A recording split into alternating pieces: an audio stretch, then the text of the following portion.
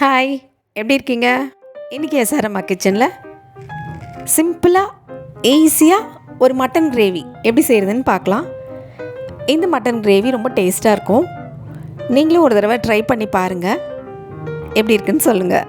இதுக்கு என்னெல்லாம் பொருள்கள்லாம் தேவைன்னா, 1/2 கிலோ மட்டன், இது போன்லெஸ் மட்டன். அதுக்கப்புறம் 200 கிராம் சின்ன வெங்காயம், இதை நல்லா உரிச்சிட்டு கட் பண்ணி வச்சுக்கணும். அதுக்கப்புறம் அரைக்கிறதுக்கு 4 துண்டு தேங்காய், 1 டீஸ்பூன் சோம்பு, 1 டீஸ்பூன் சீரகம், 4 சின்ன வெங்காயம் போட்டு சின்ன சின்னதாக கட் பண்ணி போட்டு மிக்சியில் அரைச்சி எடுத்து வச்சுக்கலாம். இதை தனியாக எடுத்து வச்சிடலாம். ஒரு தக்காளி கட் பண்ணி எடுத்து வச்சுக்கலாம்.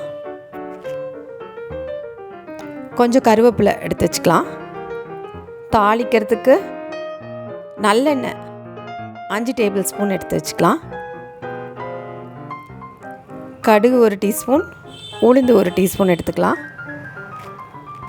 மிளகாத்தூள் 3 டீஸ்பூன் எடுத்துக்கலாம்.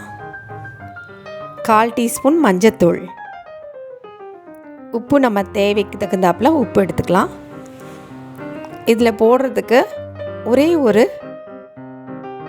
உருளைக்கிழங்கு, அதை தோல் சீவி கட் பண்ணி எடுத்து வச்சுக்கலாம். இப்போ எப்படி செய்கிறதுன்னு பார்க்கலாம். குக்கரை கேஸ் ஸ்டவ்வில் வச்சு ஆன் பண்ணி நல்லெண்ணெயை ஊற்றி எண்ணெய் காஞ்சதும் கடுகு உளுந்தம்பருப்பு போடலாம். கடுகு பொரிஞ்சு வரட்டும், உளுந்து செவந்து வரட்டும். கடுகு பொரிஞ்சதும் நறுக்கி வச்சுருக்க சின்ன வெங்காயத்தை போட்டுக்கலாம். போட்டு நல்லா வதக்கலாம். வெங்காயம் வதங்கிட்டு இருக்கட்டும். வதங்கும் போதே எடுத்து வச்சுருக்க கருவேப்பிலையை சேர்த்துடலாம். சேர்த்து நல்லா வதக்கலாம். எண்ணெயில் வெங்காயமும் கருவேப்பிலையும் நல்லா வதங்கி வரட்டும். வெங்காயம் கலர் சேஞ்ச் ஆகிற வரைக்கும் நல்லா வதக்கணும். இது சின்ன வெங்காயம் நிறைய சேர்த்துருக்கிறதுனால இந்த கிரேவி நல்லா டேஸ்ட்டாக இருக்கும்.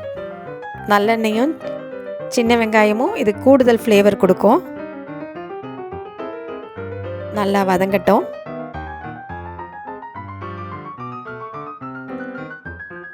நல்லா வதங்குது.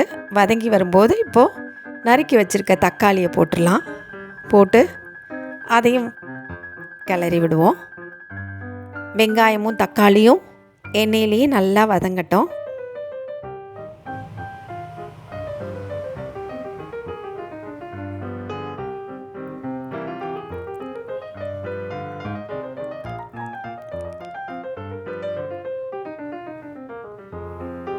நல்லா ரெண்டும் சேர்ந்து வதங்கி வரும்போது தான் நம்ம மிளகாத்தூளை ஆட் பண்ணோம். எடுத்து வச்சுருக்க 3 டீஸ்பூன் மிளகாத்தூள், 1/4 டீஸ்பூன் மஞ்சத்தூள், ரெண்டுத்தையும் சேர்த்து அதையும் நல்லா வதக்கணும். பச்சை வாசனையே இருக்கக்கூடாது. அது போகிற வரைக்கும் நல்லா வதக்கிடலாம்.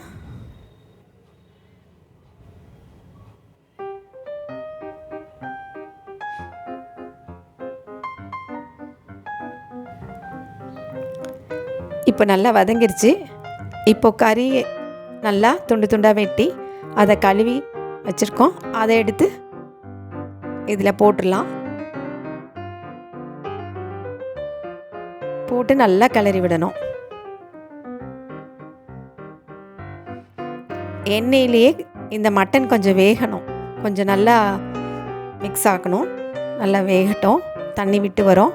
கொஞ்சம் நல்லா வதங்கட்டும். அதுக்கப்புறம் நம்ம வெயிட் போட்டுக்கலாம். இப்போ நல்லா வதங்குது. கொஞ்சம் நேரம் நல்லா வதக்கணும்.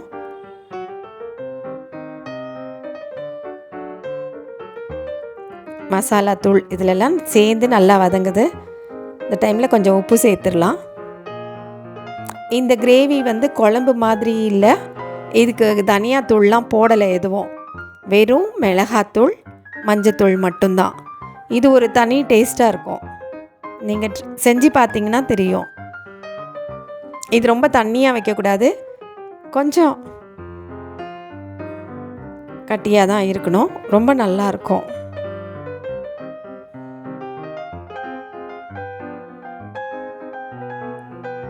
நல்லா வதங்கிடுச்சு பாருங்கள்.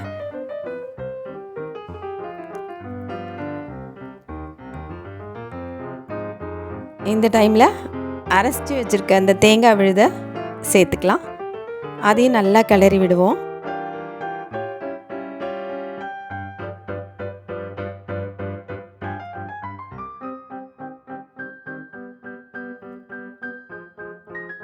மிளகாத்தூள் மஞ்சத்தூளோட பச்சை வாசனைலாம் போய் நல்லா வதங்கிட்டுருக்கு.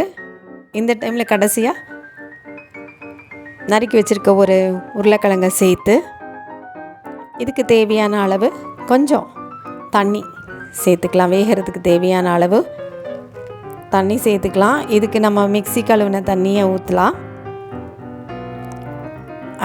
தேங்காய் அரைச்ச தண்ணியை ஊற்றிட்டு நல்லா கிளறி விட்டு ஒரு கொதித்த உடனே நம்ம மூடி வச்சிடலாம். குக்கரை மூடி வச்சு வெயிட் போட்டுடலாம். இப்போது 3 விசில் ஒரு 10 மினிட்ஸ் சிம்லேயே வச்சிடலாம். வச்சதுக்கப்புறம் மெதுவாக ஸ்டீம்லாம் போனதுக்கப்புறம் எடுத்து பார்க்கலாம். ஆஹா, நல்லா வெந்துருச்சு, அழகாக வெந்துருச்சு பாருங்கள். பதமாக வெந்திருக்கோம், கரெக்டாக வெந்திருக்கோம். உப்புலாம் பார்த்துக்கலாம், தேவைப்பட்டால் போட்டுக்கலாம். இப்போது நம்ம மட்டன் கிரேவி ரெடி. நீங்களும் ஒரு தடவை ட்ரை பண்ணி பாருங்கள், எப்படி இருக்குன்னு சொல்லுங்கள். பிடிச்சிருந்துன்னா லைக் பண்ணுங்கள், கமெண்ட் பண்ணுங்கள், ஷேர் பண்ணுங்கள்.